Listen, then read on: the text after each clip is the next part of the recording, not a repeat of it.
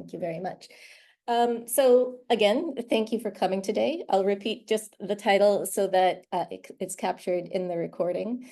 So again, my name is Andrea Gauthier. I'm a lecturer in education and technology at the University College London, within a group called the Crafting Sustainabilities Collective, and that's within the UCL Knowledge Lab. I'm also accompanied today by one of my colleagues, Mina, who will be helping me to monitor the chat. And I think Young might be here. She's the research associate who's been helping me with this work. If you guys are there, you can wave at the other attendees. And so I'm very pleased to showcase today the work that we've been doing with Keep Britain Tidy, who run the Eco-Schools program to develop this interactive data visualization platform to support collective climate action in schools that we're calling our Eco-Logbook.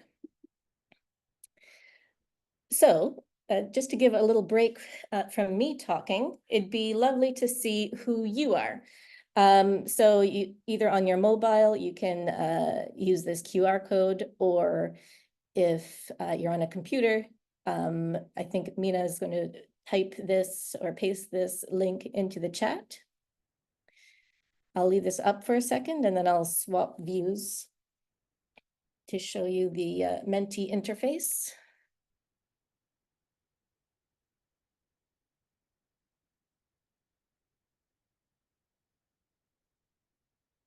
Were you able to paste that, Mina? Yes, it's in the chat for whoever wants to access. Fantastic.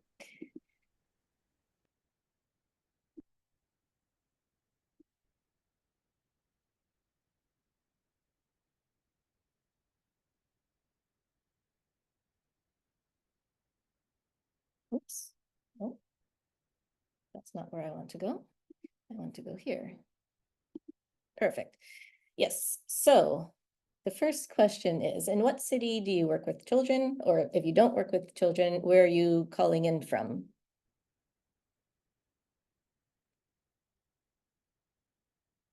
So we've got, so as I said before, we're getting some international representation from Zimbabwe, which is amazing. Burton-upon-Trent, Stockton-on-Tees. So we're going all around England to the east to the north, which is amazing. My sharing is paused. Are you guys seeing my screen? I don't know why it says sharing is paused. We can see your screen, the city page, Andrea. Okay, good.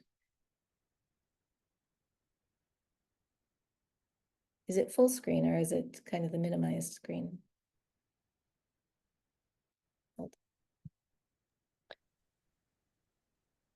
We no longer see the screen now. Okay. Okay. It's back.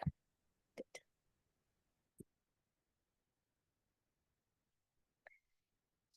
Okay, so the next question is, what is your role in relation to supporting children's climate action and leadership?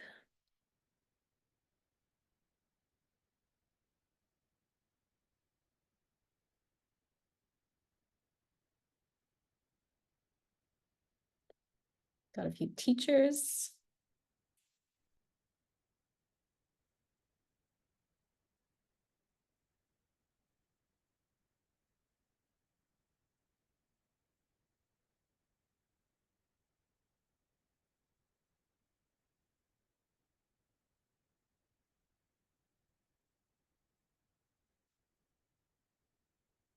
So mainly teachers, and that's, I suppose, kind of what I was expecting and hoping to see if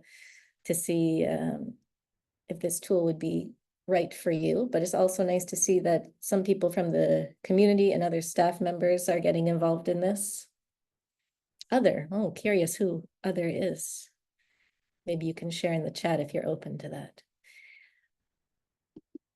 All right, and finally, if you are in a school, are you engaged, or maybe it's an after-school program or anything else?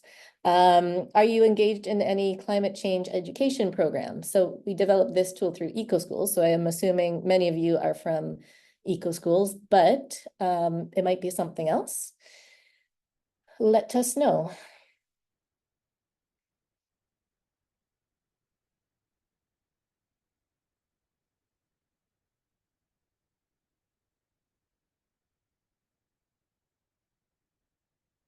Better Planet Schools, interesting.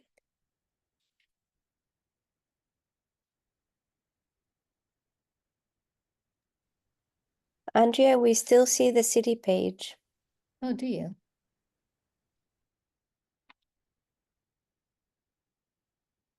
Let me try it this way.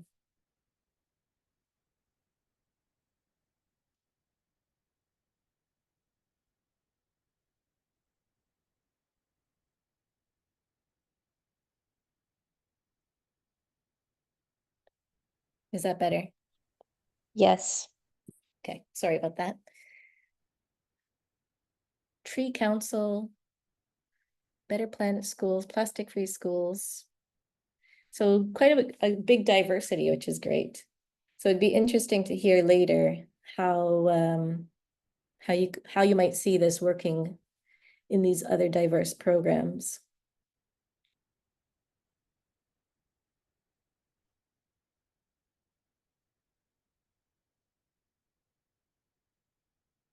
So going back to the main presentation. So again, this project was really motivated by a desire to foster children's leadership and engagement in climate action. And this is probably why many of you are here as well today. And it's so important that we get children involved in collective climate action, because this really helps to nurture their constructive hope by building a sense of competency when they see improvements in their local environment, however small those might be.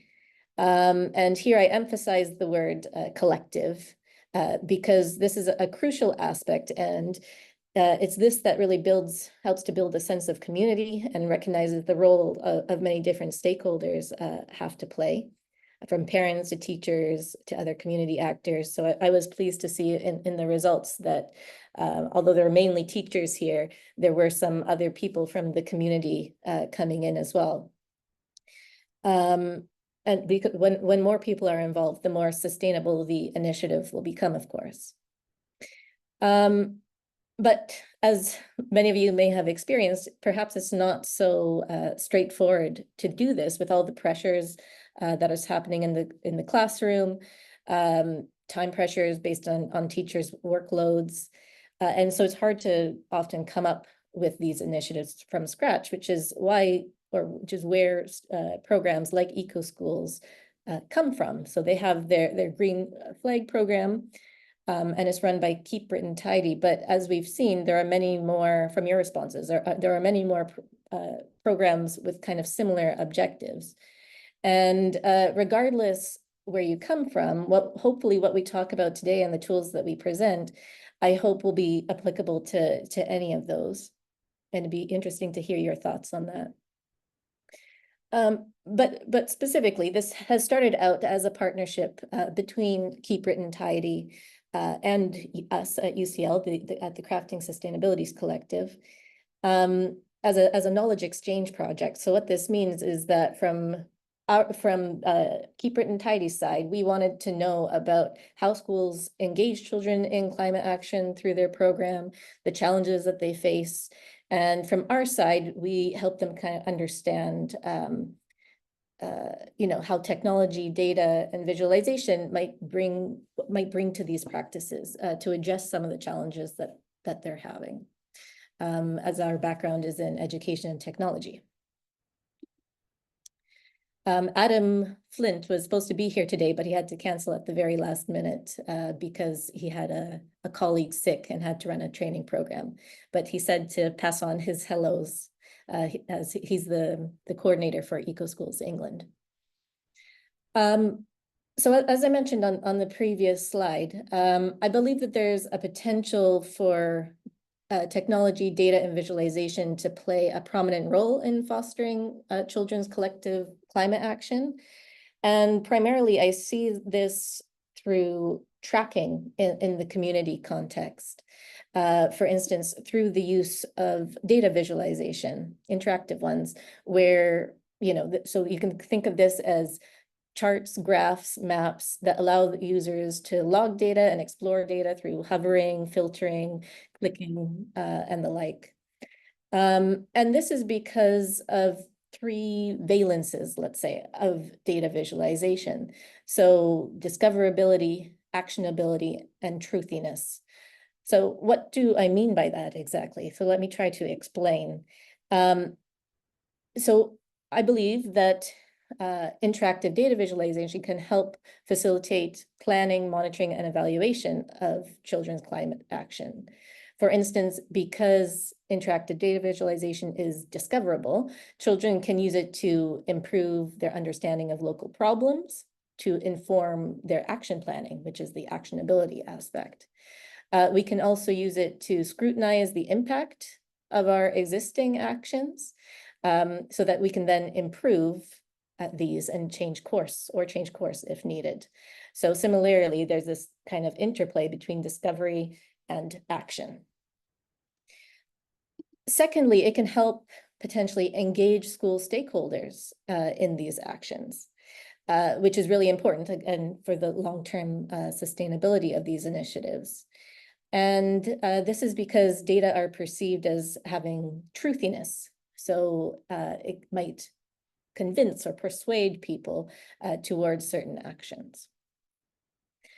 And finally, there's a potential for this to foster kids' identities as active and responsive community members.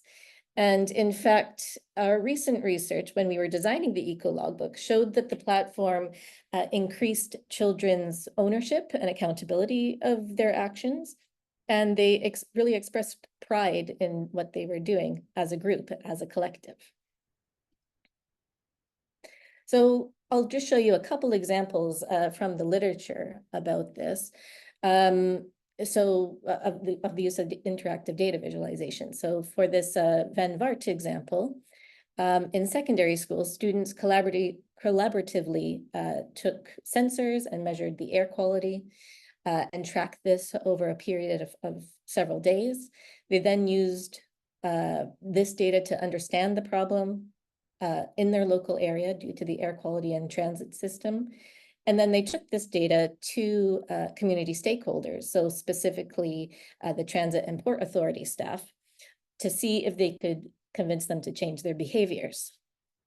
A different, more simple example is by Underwood, where the school tracked their use of electricity and turning on and off, keeping lights off, for instance, and use the visualization to get children and staff to reflect on their energy use and again, kind of change their practices and form this kind of community. However, both these examples come from very bespoke programs of work, and I'm quite interested in how interactive data viz might be used in a broader way to support more diverse forms of climate action. For instance, the type that might be conducted on eco-schools or similar programs. And particularly because these are programs that are already successful and established. So a couple of years ago, I embarked on a co-design project with schools in England to design our Eco-Logbook. It's really important to design with schools and with children so that they have a say in the technology that will be affecting their lives. So in the spring of 2023, we first conducted a series of design workshops with a primary school in Oxfordshire. And towards the end of this event, I'll share some of the findings from this research with you if there's time. But of course, we developed a prototype that was bespoke to this school. So our goal was to extend this to be more appropriate to any primary school or secondary school. So in December of 2023 and early 2024, we conducted a further 6 workshops with 3 primary and 3 secondary schools to extend the design. And the goal was to learn what schools have difficulty with in terms of planning, tracking, and engaging other stakeholders in their climate action. And to get ideas, student-centered ideas, to extend the design of the Eco-Logbook. So let me share just a few of the results from our most recent workshops with schools. So we asked children in eco-clubs what challenges they faced in conducting their climate action, and the issues clustered under the themes of systematic tracking and engaging stakeholders. For instance, most schools did not have a systematic way of tracking their climate actions and had difficulty often of coming up with metrics to track. Sometimes climate actions were tracked on paper by several students or several teachers, making it quite hard to synthesize the data and actually use it for discovery and actionability. There were also workload issues. It was difficult for primary level eco-coordinators in particular to keep up and keep track of all the action. In secondary schools, it was a bit more distributed to the students, but in primary, the teachers took a lot of the load. And insights from past actions were not used in a systematic way to inform future climate actions. Then in terms of engaging stakeholders, I think there, involvement of others beyond the Eco Club was often restricted to one-off events like a big community litter pick or a tree planting event, rather than on a more ongoing basis. And most informing happened through assemblies, newsletters, or social media, little snippets. So the space was, and the content was limited. And there wasn't like a persistent place where content was updated on a regular basis. So I thought I'd pause here for a minute and let you guys have a say. So does this resonate with you? Or if you participated directly, and you don't have to say if you did we capture the key issues here?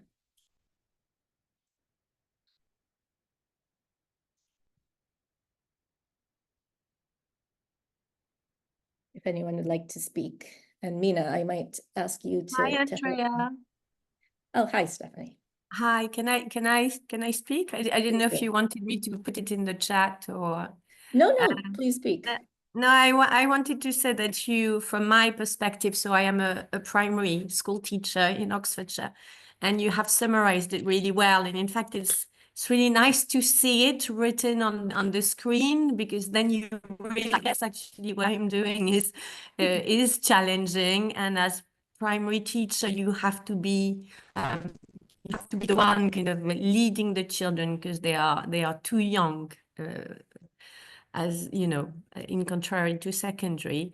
So I think you have tracked, you have summarized, sorry, the challenges really well. Thank you very much for that. Great, glad to hear that. Yeah, I think the primary versus secondary levels is quite the dichotomy in terms of how things can be run, and the freedom that can be given to the kids rather than leadership being taken by the eco-coordinator. And keeping track. So there's two things. There's the fact that in terms of implementing actions, you are more involved as a primary school teacher than the secondary. But then the keeping track is kind of another level. After you've implemented the actions with the children, there needs to be somewhere keeping track of it. And I think that's been particularly challenging, because you just don't have time for that, in my experience. Yeah. Did anyone else want to come in and comment? If it's okay if I say something. So we were one of the primary schools that helped with the research, and I absolutely agree that this really sums up what, as you were working with our students, what we found as well, and it resonates absolutely 100% with what we find. And it's actually, you putting this slide up has actually made me think about other things. So for example, I know across the UK there does tend to be regional network groups of schools that join together, and it's made me think, well, yes, there's individual schools, and how do they track their data and record and share, but also what about schools that are working together on projects? How do they make those things? So it's made me think that extra layer as well, how something like this could work for that as well, if that makes sense. Yeah, that's interesting. And well, keep that in mind for a future design feature of how to actually link projects between multiple schools, because that's certainly not something that's in there now. But definitely something to think about in the future.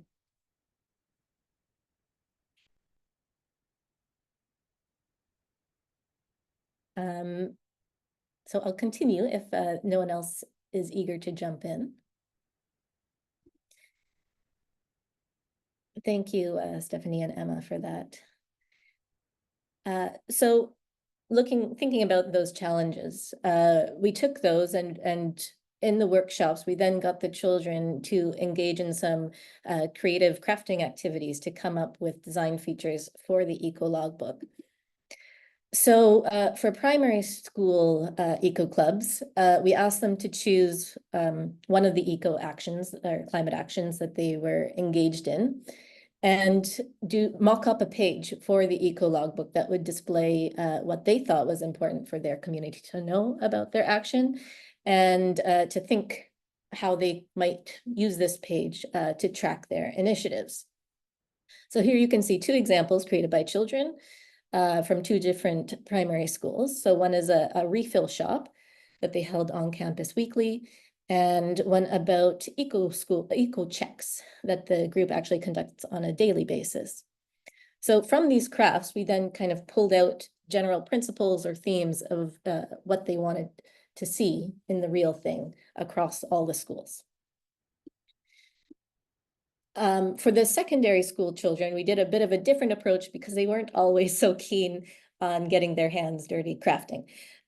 So we got them instead to collaborate on a mind map about how they thought that the Eco-Logbook prototype that we showed them could improve and what features it should have. So across all the schools, three broad themes emerged. The first of which was concerned with connecting people within and beyond the school.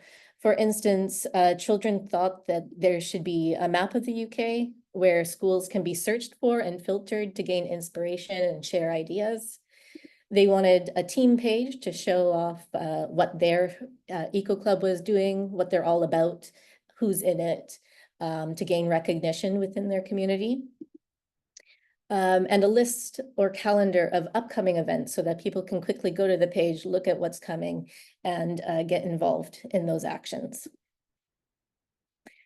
The second category of ideas had to do with the visualization of the climate actions themselves. So they wanted the ability to track and show progress towards specific goals, the ability to select diverse forms of representation for a single action, so not being restricted like the original prototype was, to just a single visual. They wanted to track qualitative types of data as well, so reflections, photographs, images, and be able to annotate on the graphs to build up a better understanding of the data and develop better data literacy skills. Unfortunately, we weren't able to implement that, as we found it was actually quite difficult to implement within the time and budget, but we're keeping this as an idea. Finally, there were some other ideas to do with the data entry interface being time-friendly and child-friendly.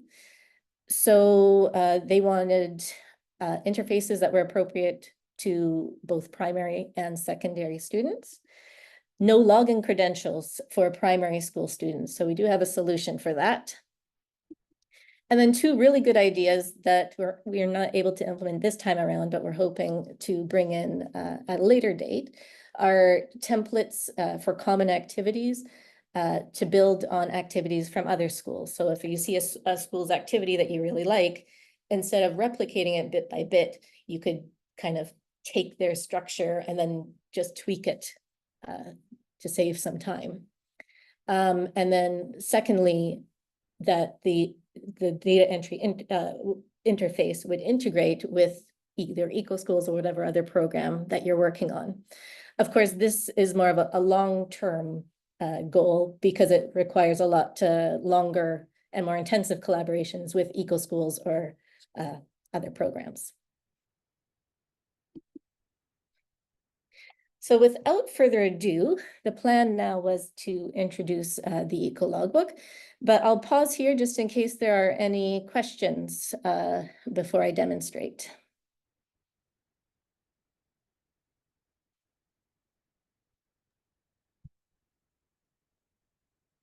I will assume we're good.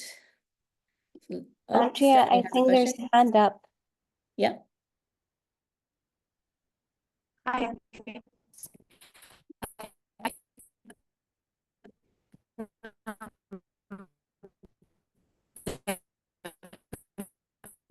Sorry, I don't know if it's just me or if it's, I'm not getting clear sound. Is that my side? No, okay. No, we're not hearing you, Stephanie. You were working earlier.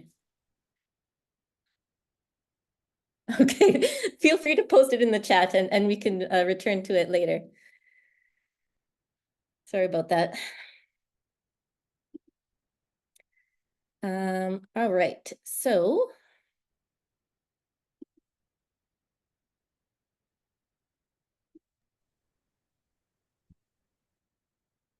I assume, can you see the Eco-Logbook on screen?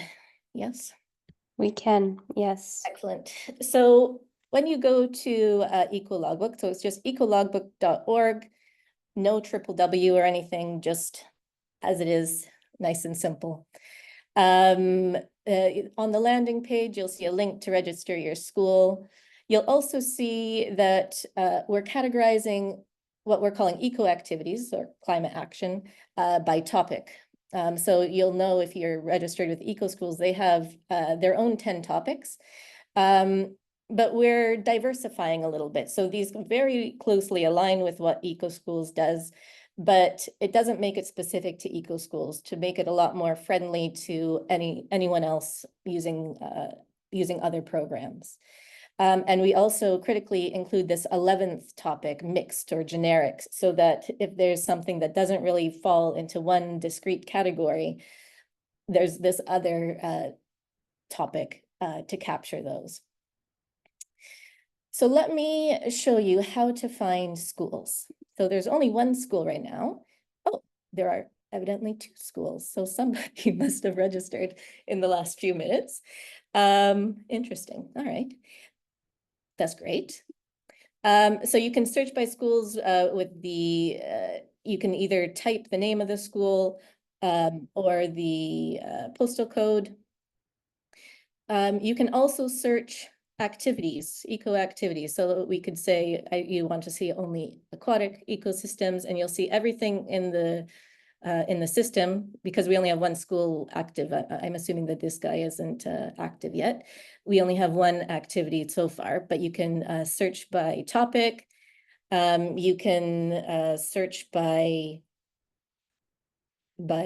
keyword. No recycle. Well, I know there's a mural one. There we go. So you can search by keyword in the activity.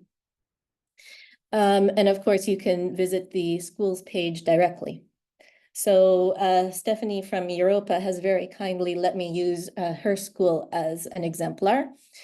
So when you come to their homepage, you can see their map and all of their eco activities. So they have some highlighted activities coming up, or ones that are kind of regular recurring activities that people can get involved in.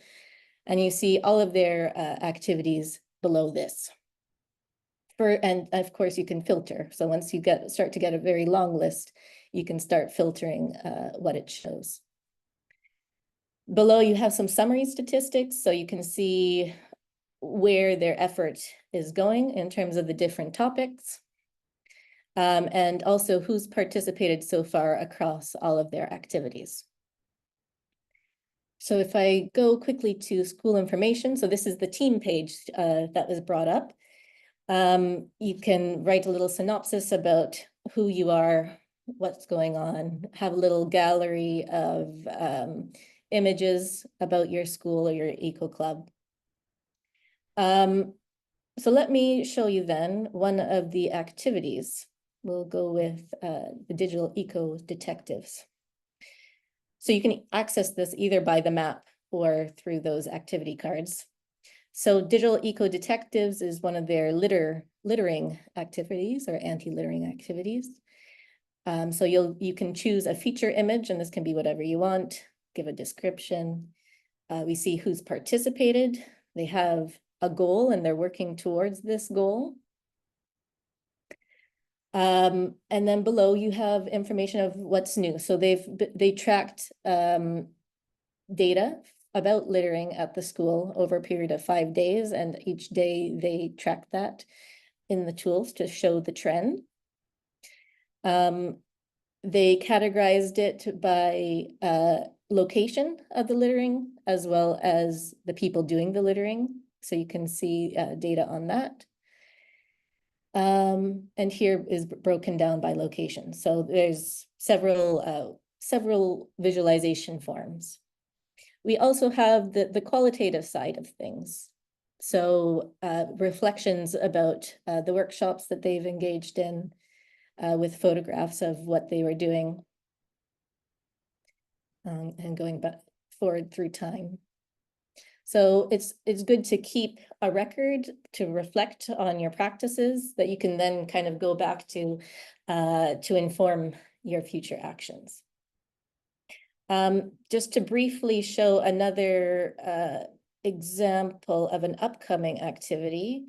There are these upcoming activities which will then give you a little bit extra information about what you need to know to get involved. So this is an anti-waste activity, which is why it's red. And you get some more information about, what you should be doing, and critically where to bring them, or how to participate, where to go to participate.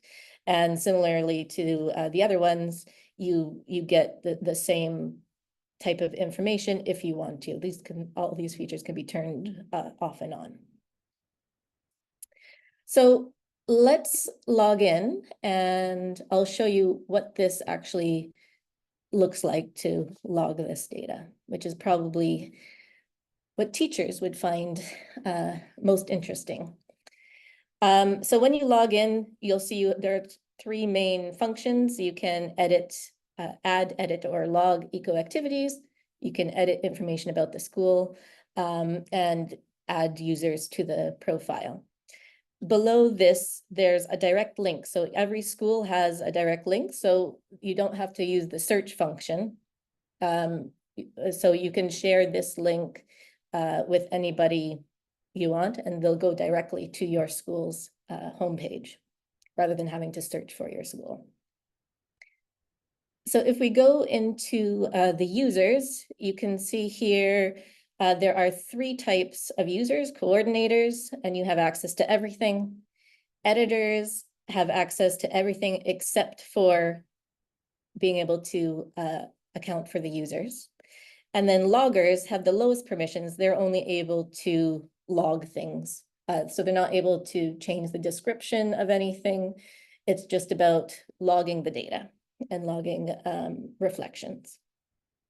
So we suggest maybe you'd want to give secondary school students editor responsibilities, and then they can edit stuff on the school page or add activities, etc. Whereas you might want to give primary school students logger activities. Now I mentioned about credentials, login credentials for primary school students.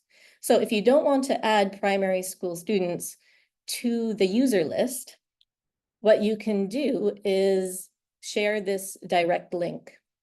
So each school will have a direct link. If you share this with somebody, they will be able to get into the dashboard directly.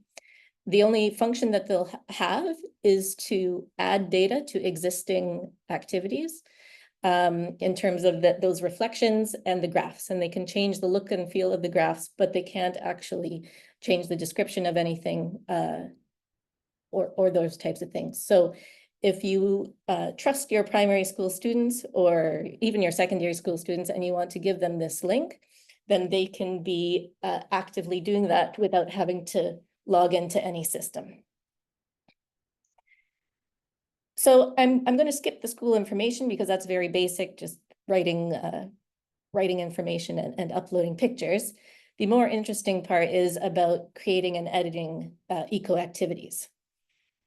So you can upload a school map where all of your activities appear. I'm going to, so this is very much like the homepage, but just with an editing interface.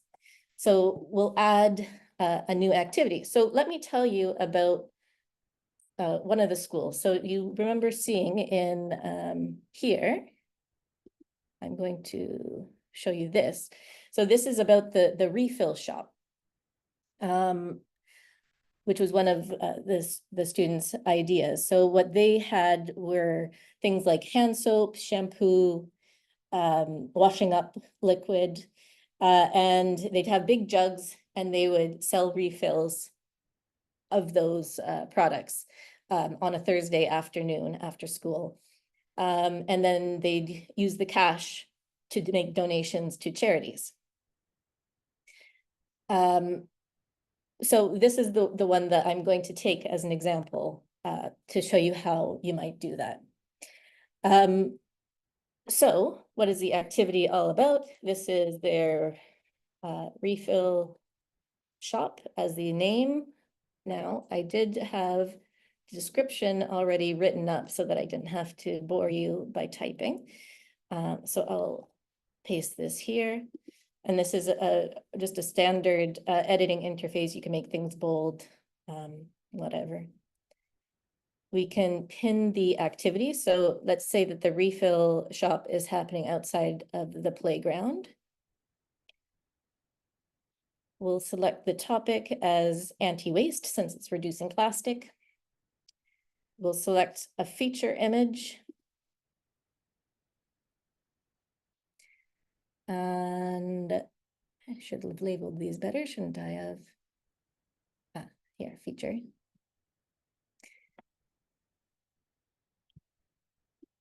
That's good. So you place your image, done. And then you're asked if you want to make your activity public. So if you don't, it won't appear on your map. And if you do, it will. So I'll save that.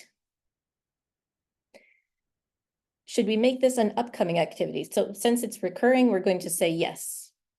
We'll say that it recurs every Thursday afternoons or after school. Let's say 3:30 to 4:30 p.m. Who? Students, parents, staff. You can put in whatever you'd like. Outside P1 near the parking lot.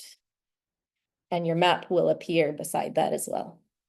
Any other details? Bring your refillable containers. And then optionally, you can enter contact details, or if it's an event with registration, you can put a link. Save that. So now this is the more complex part. So I should say that the only step that's required is step 1. You could leave all of this unfilled and you could just have step 1 that is about the action.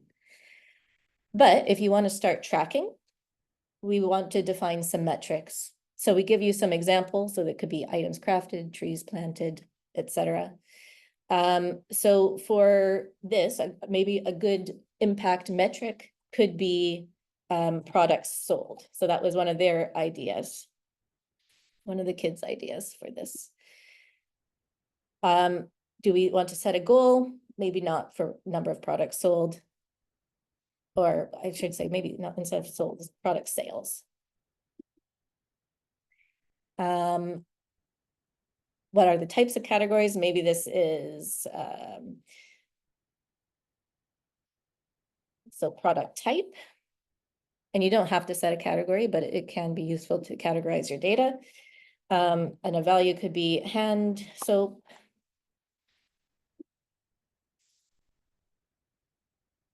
shampoo, and washing up liquid. So we'll save that. Perhaps let's add one more metric. So perhaps another metric could be donations to charity, because that was their end goal. And that could be in pounds, perhaps.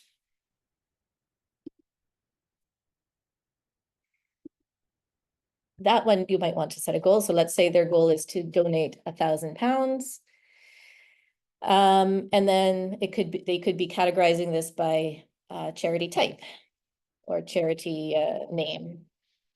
And I'm just going to make some national parks, WWF, and other, because I can't think of one at the moment. So save that. So now we have two custom metrics. So products, donations to charities, and we also have some default metrics by the system, which are the participant types, so that we can track participants there. So now let's get logging. So let's say we've done our activity, we've planned it, we've engaged in it. Are we going to make our activities visible? Yes. Do we want to log who participates? If we say yes, that will show up. Let's log our participants. So you can choose the date. Let's say there were 30 children who participated. 2 staff members helped out. And let's say 52 parents came. Very ambitious, but let's say that. Note, you can always download all of your data to use it elsewhere. And it will update if you just kind of open and close that. So now your visualization is updated. So we will log progress towards our goal. So our goal is donations to charity. Let's log that. So maybe last month we donated £50 to charity, and the charity was National Parks. Log. This month, maybe we donated £100 to charities, WWF. And let's say £10 to other, just for just to be able to see the diversity here. Okay. So we're going to see progress towards our goal for there. And now we can log some reflective entries. So maybe every time we do a refill, we can think about what was beneficial about that, what worked well in that workshop, or not workshop, in the refill shop session. So we'll post a short little reflection. Optionally, we can add an image, but we don't have to. Save. And subsequently, every time you do it, you can similarly post what's worked well, what hasn't worked well. And again, the images are not necessary. So maybe here's a donation picture. Okay. So that's the idea for the reflections, pretty straightforward. The charts give you a bit more flexibility. So if we add a chart here, we can select a metric. So we'll say product sales. So maybe we want to demonstrate products by product type.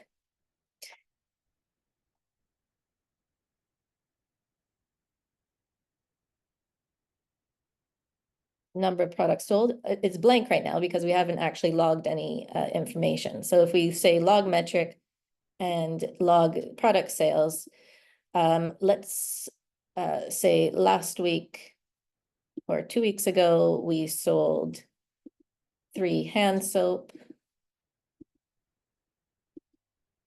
On that same date, we sold 5 shampoos. And then maybe today we sold 7 washing up liquids, 2 hand soaps, 1 shampoo, and we'll add one more date. I'll put it in the future for the purposes of demonstration, just so that we see trends over time.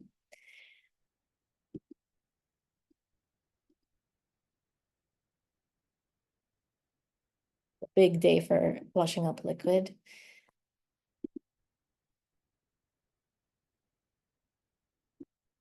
I'm going to change that from shampoo to hand soap. Okay, so you can see that if you did this once per week, it wouldn't be as much fiddling to do. So let's just minimize this and open it up again to see that updated. So we can see now our tracking, so we can see definitely that washing up liquid is the most popular. We might then see if there are trends over time. So we could look also at the product types over time. Change the icon if we want. So maybe this is the little recycling sign. Trends over time. Yeah. So overall, that is the idea. We can then log out, go to our school. And again, if you have the direct link, this is a lot easier. And we see our new refill shop here. All the information people need to get there, what we're doing towards our goal, and our reflections and data.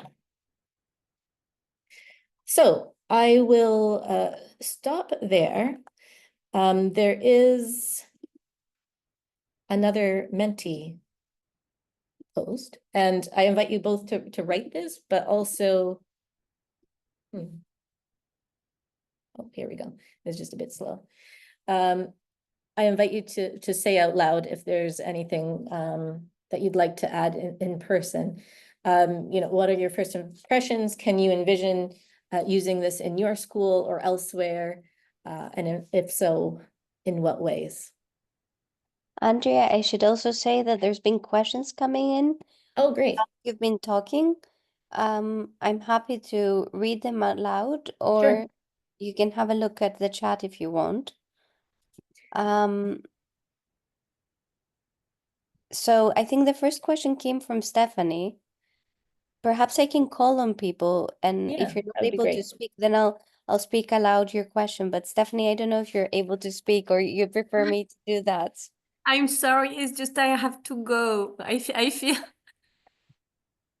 because I really want to hear this, but I have to go and pick up my child, so I will have to listen to the recording. But I'm hoping it will be interesting, maybe to No others. problem. Okay, thank you so much, and Thanks, it looks Stephanie. amazing. I can't wait to use it in our school. Thank you. So let me read aloud then Stephanie's first question. She has a few, but we can take it chronologically. Is there a plan to be able to use the tool to communicate with other eco schools? What she says is that she'd like to be asking questions about their projects. Yeah, it's a fantastic question. That functionality is not directly implemented at the moment. So you can look at other eco schools, look at what they're doing, use that as inspiration. But it is a good point about that is a good future feature to integrate some sort of communication within the tool. Because what we wouldn't want to do is make email addresses kind of publicly facing and available. But I think if it was contained within the system and you wouldn't have to exchange any information, then that would be a really valuable addition. Okay. I will move to the next question. If again, unmute please if you want to ask. If not, I'm happy to ask the question. It's from Kudzayi. I'm hoping I did not completely mispronounce your name.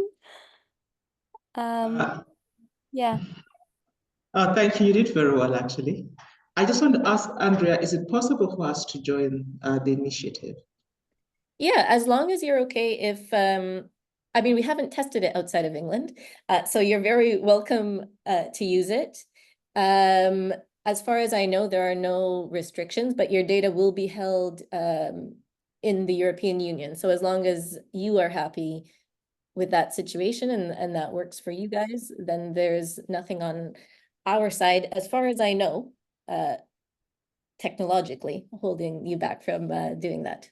It would be really cool to actually see the international differences or similarities. So. Oh, thank you. That's wonderful. Thank you so much. Very welcome. So the next question came from Maria. I'm not sure, Maria, if you're still here, if you want to unmute, but again, I'm happy to read this out. I think it had to do with costs. If the Eco-Logbook, how much it costs? Nothing. It is free for anybody to use. Yeah, it's free. So it costs nothing. We personally are going to seek further funding to develop it further. So this is kind of the beta version. It's fairly robust. There are some tweaks needed to be had, but we're hoping that this comes from further public funding for the tool.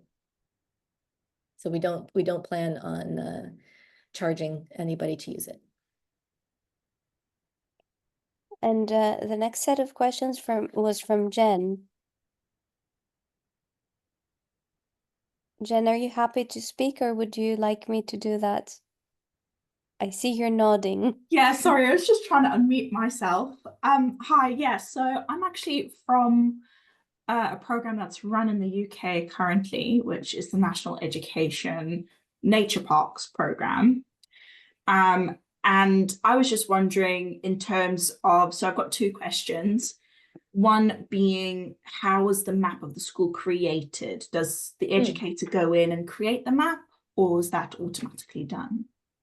So the map of the school is user generated. So oftentimes schools will have existing maps that they use in their signage, etc. So this was the case with the school that I was working with, Europa, the one that you were just seeing. But if you don't have a map of the school, you can take a screenshot from Google Earth, for instance, and either an aerial satellite shot or the more graphic one, and upload that. So it doesn't need to be a specific customized map. You can use kind of free resources online like Google Maps to get an image there and place your icons. Okay. My next question is to do with students being able to utilize the platform. Yep. In the sense of when you're sending them and granting them access through that link. I just wanted to clarify whether they were able to input data into existing data sets and visualizations on there, or if they can just sort of interact with the visualization. No, so they can be loggers themselves. So let me log in and show you. So they would be classed as loggers as that third category if Yeah, they have the link. So they can be either loggers or editors. So an editor would, for instance, have access to the About Your School page and be able to edit any of that, add photos to your school photo gallery. Editors are also able to create brand new activities. Whereas, for instance, a logger, so if you were to either give this logger link to students or register them here as loggers, so you can select logger, then they have more limited access. So here's Europa's thing. So you can see that they're limited to only going to the activity. So they don't have an ad activity. They still have all this kind of information. But then when they go to this page, they can log reflections, they can log data, they can, but that's kind of it. So they're restricted to the logging function. Okay, so they couldn't add a new data set, they can just input to what is already curated, essentially. Yes. Okay. Thank you. But if you had set up that metric for them, then they'd be able to use existing metrics to start adding data. Okay, Thank you. So I think in an ideal situation, you would, well, I mean, I guess it's up to different schools to decide, but I could envision during one of the eco club meetings, for instance, using that time to create the outline of your activity together, and then giving permission for the students to go and log that afterwards, for instance. Yeah, this kind of links on from my program, because I think this is a really great tool that I would love to pass on to the schools that I interact with and kind of spread the word about it. But there's quite an emphasis on eco schools within this webinar today. Is it available to other schools? You don't have to be an eco school registered Absolutely. setting. Yeah, we actually don't use the term eco school anywhere. We say eco activities, but that can kind of apply to anybody. We use different topics, but you know, they're not actually the official eco school topics. They're related because they kind of cover all the bases. But you could, if it's about forests, you know, you could stick within the green topic realm. Yeah, on the team page, it can be about the team or the eco club rather than the school itself. So it's quite flexible in terms of how it could be used. Great, thank you. Very welcome. Andrea, there are some questions from Stephanie, but mindful of the time, I've taken note of them, and perhaps this is something to debrief later. Yeah, great. I guess just to conclude, I'll show one last slide, and of course, if you don't have time to stay, I completely understand. But I thought I'd share kind of one finding that from our initial design research that you can take home with you potentially. So it's a little story about two girls from our research who we called Erica and Maeve, pseudonyms. So they noticed that in their school, there was quite a lot of waste on Fridays at lunchtime because of the fish and chips that they were served. They weren't particularly good fish and chips. And so a lot of children didn't eat it. It'd all go into the bin. And so Erica and Maeve thought about, you know, what a waste. It's being wasted in the school. It can kind of disrupt aquatic ecosystems. Let's petition to have no fishy Fridays. So during the course of our research, they started to put together this plan. So through designing kind of the data visualizations, they started to think in what ways their agency about sustainable food choices, so not eating fish, for instance, were bound by the adults around them about, you know, they thought about whether they could challenge those people through the use of these data visualizations. So they came up with ideas for visualizations like taking a poll from the students, asking students about whether or not they like fish and showing how many fish could be saved if they canceled No Fishy Fridays. That they wanted to then show the school administration and convince them that this practice should be stopped and maybe swapped for something more sustainable, like a vegan day. But perhaps unsurprisingly, when they shared their ideas with adults at the school and at home, this idea was commended.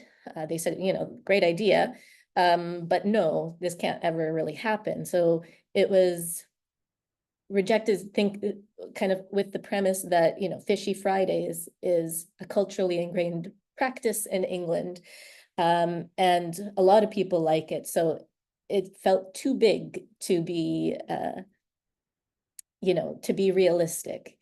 So it was really seen as what I'm calling a disruptive action. And despite, you know, the truthiness that their data visualization examples brought, the action was still ultimately rejected, and the girls felt a little bit disempowered by this. So this kind of contrasts with more dutiful, what I'll call dutiful actions, like litter picking or gardening, that don't really disrupt people's kind of cultural and ingrained habits.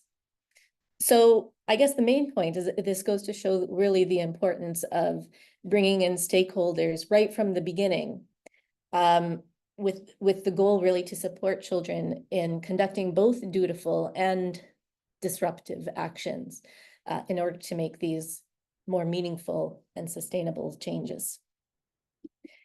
And I think I will stop there and say thank you. Thank you for listening and staying 5 minutes overtime. And I'm very happy to take questions. Yeah, and here's the link to the Eco-Logbook should you want to use it and explore.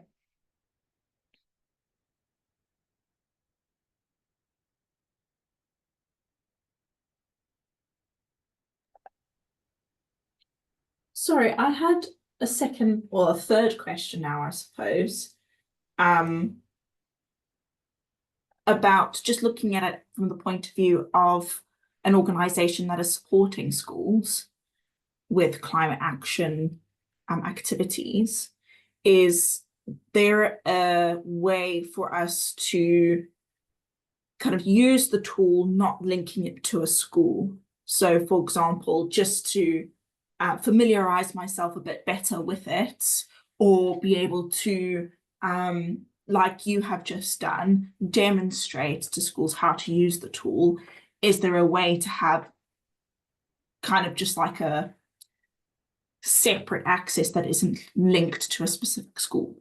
It's a good question. What you could do is set up an account, but just call yourself what you are. You know, don't pretend to be a school, just register yourself as a school and build up a profile with that. And then if in the future you do want to delete it or get rid of it, we can help you with that. But it's not specifically restricted. You know, anybody could come if even if you were just living at home, you could make a family a profile if you really wanted to. There's no kind of background checks. It was inspired with the school setting in mind, but it could be used in other community contexts. So you could yourself, if you wanted to even demonstrate what your organization is doing to help schools, you could set it up from that angle. And in the team page, talk about who you are as a team. But it's a good idea that in the future, maybe we create different types of profiles that is a bit more flexible. The only reason I ask is because a similar situation is happening on our website where we have separate profiles purely just for the consideration of collecting data, so that the data that is collected is associated to that sector. So when a school is logging certain things, we then know that the data that is being collected is allocated to that school. So I didn't want to go and do that, and then any data I was inputting would then be impacting how you are utilizing the data sets or what your next steps were. But if that is an option, then that's fine. Yeah, no, that's fine. And if you're clear in your description, and currently, until further notice, we're not actively using the data on here for research purposes. So the data will be used to improve the offering. But until we're funded and we have the ethical approval to actually use the data for other purposes, we won't do that. And when we do have approval to do so, we'd let everybody know. So don't worry about us using the data from the schools. Great, thank you.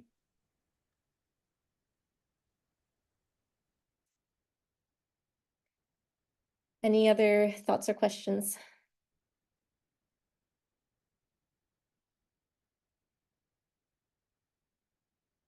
Okay. Well, it was lovely to meet you all, and thanks for sticking around a little longer. Hope it was useful. And do get in contact if you have any questions, usability issues. I'm sure some of those will come up as more people start engaging with it.